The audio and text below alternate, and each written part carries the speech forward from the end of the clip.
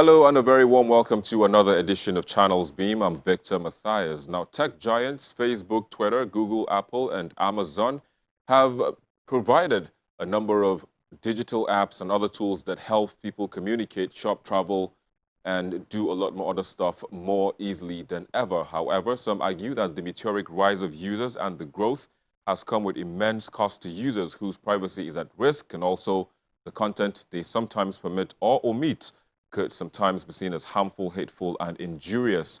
On the program today, we'll take a look at how the rising power of these tech companies can be put on check, especially as privacy laws are yet to be fully implemented in third world economies where the most users reside. But before we begin, let's take a look at the trending social media topics in the past week.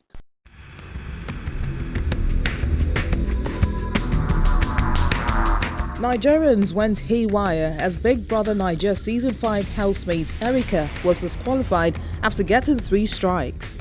While some supported the move, others hailed the show organizers. Her supporters have gone on to create a GoFundMe account with the hope of raising a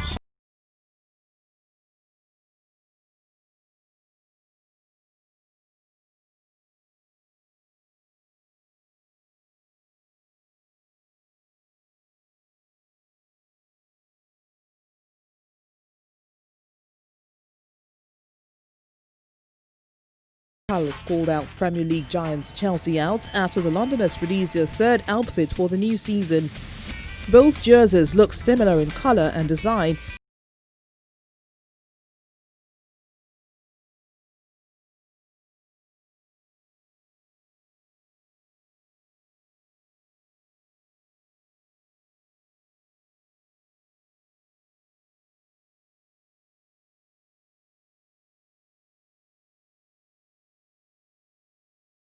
Ready trends, but you can also be a part of the conversation.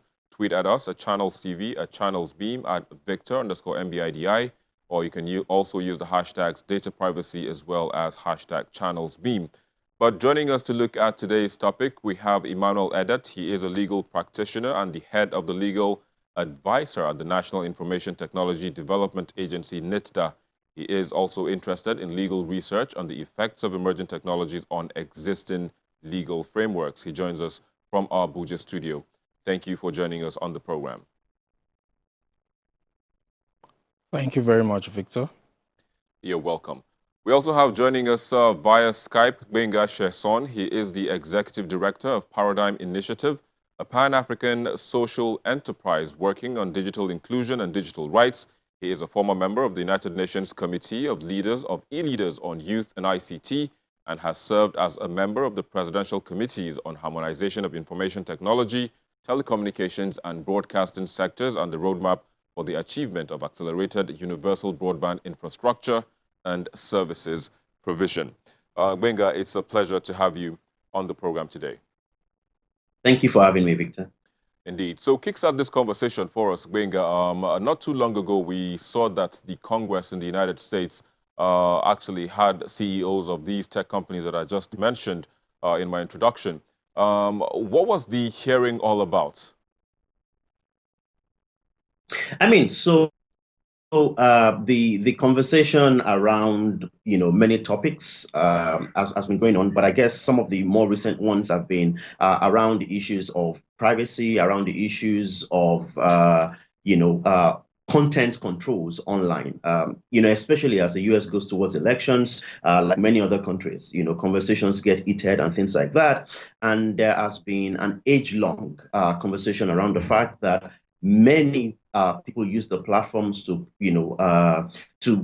obviously promote content. By the way, hate speech is not illegal in the United States. So, that's a different context. But the idea is there are people who have been accused of using platforms, not just to incite hate, but that the content can then become harmful when it's kept online. So as intermediaries, then these platforms are then ask questions about how they manage this kind of content and how they do things around content control or even moderation. Those are some of the conversations that have happened over the last few months in particular. All right, so I mean, let's bring it down to the Nigerian perspective, where also you have like pretty much a very large number of users on all of these platforms. How safe and how secure and how private would you say the content and even the data of people are on these platforms? Well, so someone cracked a joke many years ago, and it's now proved to be very true. That if you want something to be safe, put it under your pillow, and everyone laughed about it. But the reality is that platforms are not unsafe, but they are not also 100% safe. And when I say this, it's the fact that when you share anything, even when it is encrypted, there is a certain level of paranoia that you must have to be able to protect such information. So, for example, when you talk about passwords and using a password protector to protect your password, the question then is, does that mean that no one will ever have access to this? It doesn't necessarily mean that. Because don't forget, many times, in between securing data on platforms and also trying not to forget this new complex and long passwords, there are times when these things are kept in places or written down. So you can't have total security or total safety, but that is where the various players then come in. As an individual, you must make sure that you practice digital hygiene, but there's also the responsibility that is on the businesses and platforms themselves, which is technically making sure it's secure, but also there is a role that government must play. It's good that you made mention of the role that government can play. I'll just hold you in a bit and quickly get to Emmanuel Edet, who is in our Abuja studio. Let's get to hear from him on the regulation or the role that government can actually play in the tech sector at the moment. Emmanuel. Thank you very much, Victor. The point is that one of the primary responsibilities of government is to ensure that the citizens are safe, especially when you're using online facilities. We are driving towards, or we are already there, a digital economy, and the Ministry of Communications and Digital Economy has recently released a national digital economy policy and strategy. So the aim is to reap the economic benefits from the use of digital facilities. And one of the basic challenges that we have is the protection of personal data. Let's not forget that the Constitution in Section 37, I think, actually provides for privacy of individuals, especially in their communications and in their homes. Now, unfortunately, with the digital economy, we are no longer in our homes. Our information is put online, and as they say, the internet never forgets. So it's the responsibility of government to understand how this personal information is used, regulate how they are used, and also ensure that whoever is processing this personal information actually does it in a manner that protects the owners of this personal information. So primarily, that's government's role as far as data protection is concerned. Yeah, so one of the issues that have been raised quite a number of times is the efficacy or even the implementation of the data privacy laws that we have in the country. What exactly do we have, and where are we in terms of even activating those laws when the time arises? In Nigeria today, we have various provisions in different laws on data protection.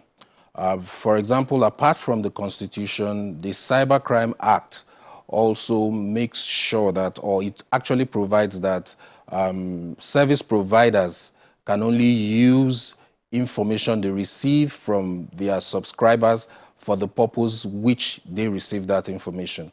The Freedom of Information Act also says that where information requested for is actually personal information, that request can be denied. The Child Rights Act says the same. Various rulings have also emphasized the need for privacy.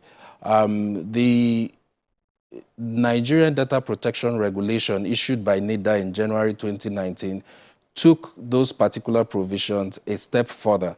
This time around, we were looking at ensuring that when data is collected, it is actually managed properly. The point is government has come out with principles, and these principles are international principles, right from OECD, the principle where the owner of the data has to give consent, where you can only process for legitimate purpose, where you can only collect for the reasons which you need to use that personal data, and also where you have to ensure that the personal data is secured, and there are also restrictions on transfer of personal data. So practically, there is no need for activation. There exists a framework which, though it may be inadequate, because the general trend internationally is that you must have a data protection law.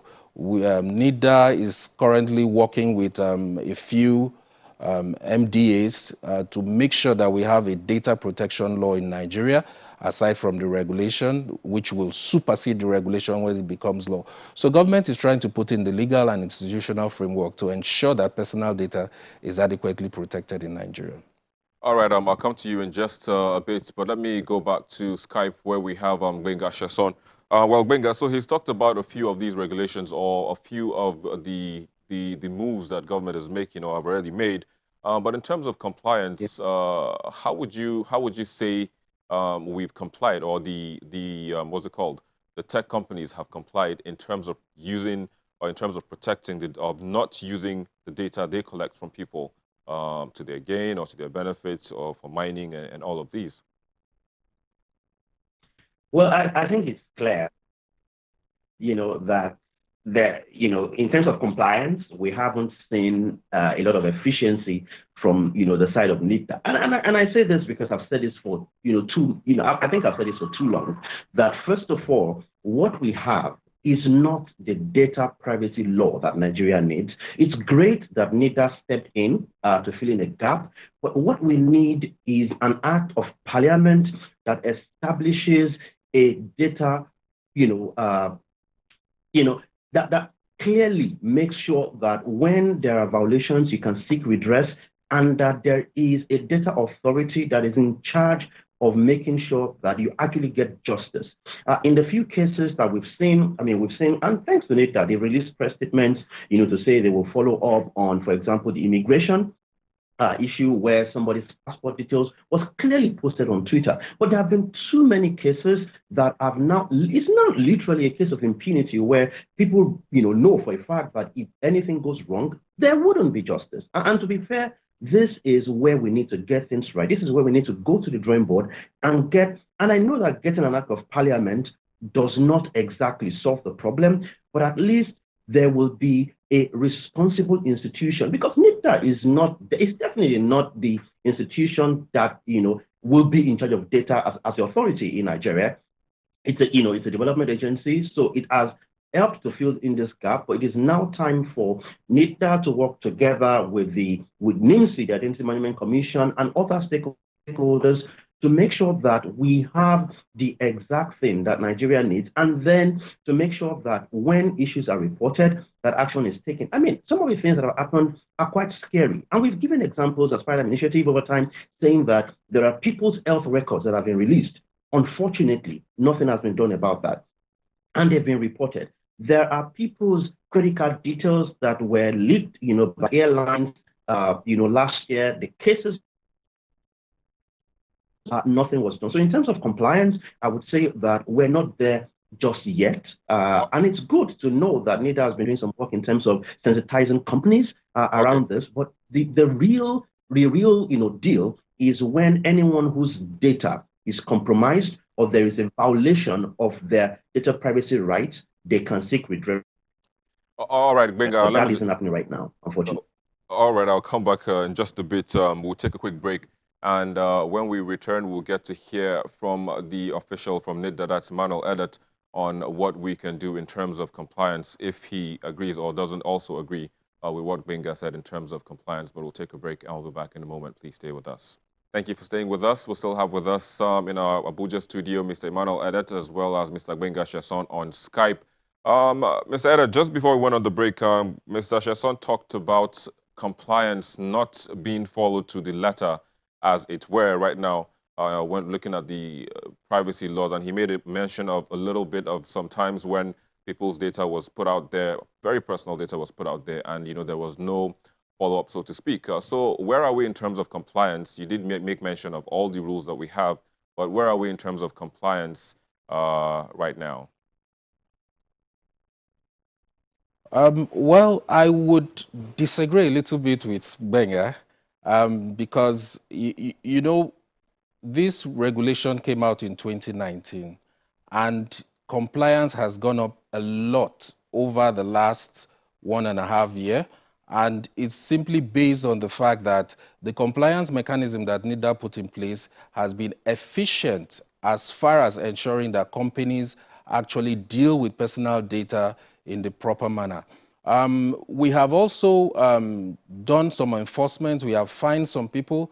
We have dealt with issues with Truecaller. We have dealt with issues from an agency in Lagos State. We have dealt with other issues, and we are investigating several issues as we are speaking at the moment. The truth is, first of all, you have to investigate and understand if data has been breached or if personal data management has been breached before you take the necessary action. Our Our enforcement mechanism is totally based on engaging data protection compliance officers to audit all the people that actually manage personal data in order to ensure that they comply with the rules and regulations. And reports we have received indicates a lot of compliance. Yes, there are a few incidents, maybe many incidents here and there, but to cover the field, I quite agree with Benga that we need a law, an act of parliament. And within this week, before the end of the week, the Committee on the Identity Ecosystem is going to publish a draft bill for data protection, which we are going to make available to all stakeholders to make their input. So government is not really not aware of what is going on. We are aware of what is going on. We are aware of the needs of the country. Sorry to butt in, Emmanuel. I would have thought that stakeholders will be part of making that document instead of making the document and then giving it to them. Wouldn't that take a lot more time than it should? Why don't they just be part of the process instead of making it and then making it available to them to make their input? First of all, we have to understand that the stakeholders were part of making this particular law. Okay. Now that the draft is ready, we are putting it out in the public for the larger stakeholders to make an input into the draft bill. And that's why I'm saying it has not gone to the National Assembly yet. We are still taking input. It's a process. We have the draft, which was put together by a group of stakeholders. We are now exposing the draft to a larger set of stakeholders. We'll make the draft available on the websites of all the stakeholders, government institutions that were part of the drafting process and part of the committee. So it's not that we are denying stakeholders an opportunity to contribute to the law. We have provided a draft, and we want stakeholders to make input into that draft in case we missed anything, or especially those who are now actively participating in the data protection ecosystem, to get the pulse of the needs of the country and ensure that we provide a law that is adequate to protect personal data in Nigeria. So it's an ongoing process. It's not a concluded process. All right, we can't wait for that to be finished and also made available, and also compliance is also put in place to make it as effective as it can be. But I have to say thank you for your time. Emmanuel Edet, Head of Legal Advisor at the NITDA, which is the National Information Technology Development Agency. Thanks again for your time. Thank you very much, Victor. You're welcome. Quickly, Benga, just as we wind down now, do you think the probes that have been happening in the U.S., do you think it will bring an end to antitrust issues as we're having now in the tech ecosystem? Quickly.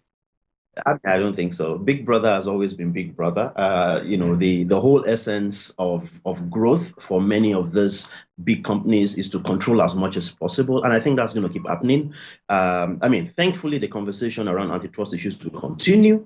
But reality again is that the times have changed. What you would call monopoly many years ago may now not be called monopoly because clearly subscription is different from outright ownership, and there are many issues around that. But the good thing is that they are having that conversation, and this is why I hope that here in Nigeria we can begin to have all those relevant conversations. Also, it will be great, for example, for the National Assembly to invite an institution like NIDA and ask them questions about data privacy in Nigeria. So NIDA, you're not a data, protection authority, but you're the one, managing what is literally the Nigerian, data protection regulation. How does that work? And why don't we have, a legislative framework that is way better than just a secondary regulation in this particular area? These are the questions we're open, that can be asked. Why is stakeholder consultation not exactly a primary thing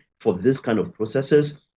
Why are institutions more focused on releasing press statements and trying to launder their image than actually getting the real work done? Because I think as far as Nigeria is concerned, the real work right now is not for one agency to sit over a regulation, but for all of the agencies, NIMSI, NIDA, NCC, and everyone else to work together and ensure that Nigeria gets the real data protection regulation or law that it deserves. All right, Gbenga, I have to thank you again for your time and your thoughts on this very contentious issue. Gbenga Sheson, the Executive Director of Paradigm Initiative. Thanks once again for joining us on the program. Thank you for having me. You're welcome. Well, that's where we are. Let's now take a look at the most viewed videos on our YouTube channel in the past week.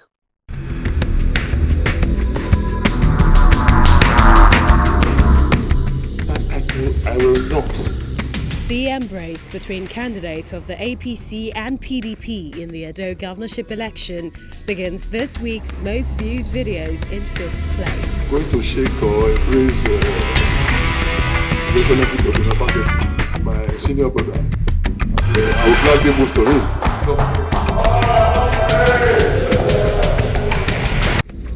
It is followed by a description of what leadership and government is like in Nigeria by former presidential candidate Professor Pat Utomi. There's a role for a legislature, which is to ensure that the people's place is reflected in this strategy that the executive branch is running. There's a place for a legislature and for a judiciary to make sure that we work well together. But what has happened? There's a total collapse of separation of powers. The third spot is taken by the story of a self-acclaimed ruler in the satellite town area of Lagos State.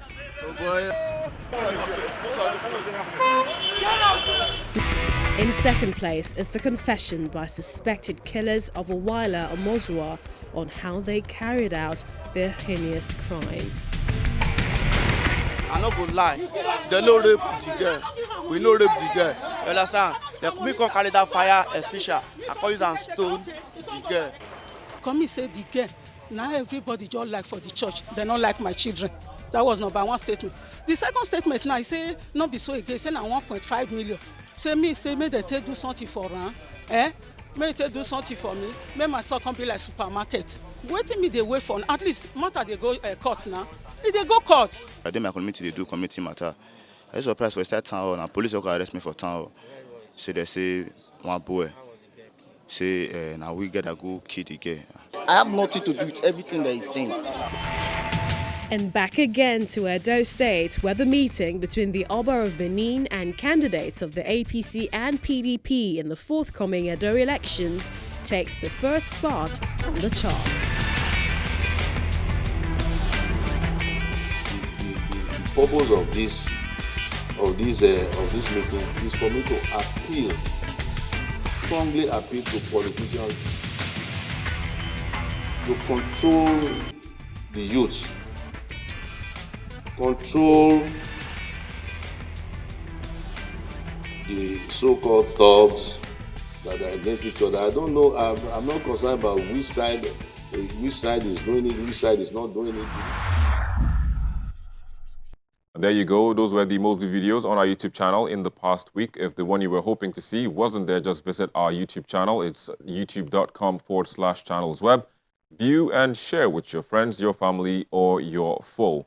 And who knows, it just could be on the charts next week. Thank you for watching. That's the program this week. I'm Victor Matthias.